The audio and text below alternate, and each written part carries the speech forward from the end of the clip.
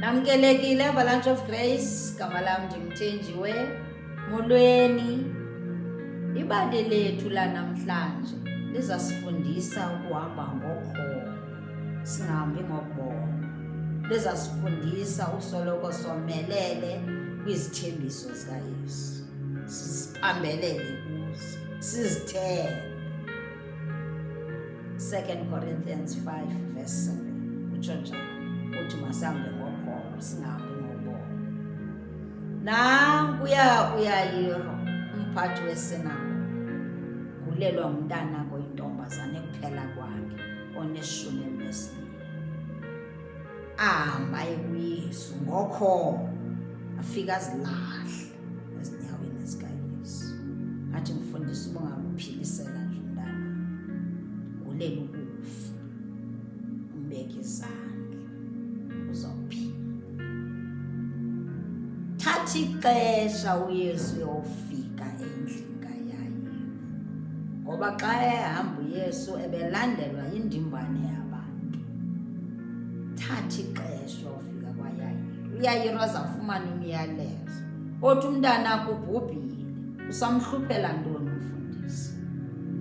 Kanti uYesu uyabeva, athi uYesu kuYayiro, Yayiro, ungoyiki, kholwa nje wena. Athi Yayiro, ungoyiki, kholwa. Bahambe bade bayofika kwaYayiro. Xa befika kwaYayiro kusisijwili, kuyakhalwa ngapha nangapha. Athi uYesu athi sanukhala, umntana ulele. Bamhleke, amuwe ngentsini, ehleka. Ngoba ngantoni? Babehamba ngokubona, bayazi ukuthi nje athi lo uthetha nje into angayazi, ubhubhile umntana, behamba ngokubona. Kanti uYesu ngadlangadla yezulu zawufika zijika izinto kwaYayiro. Yesu ngoko nangoko athi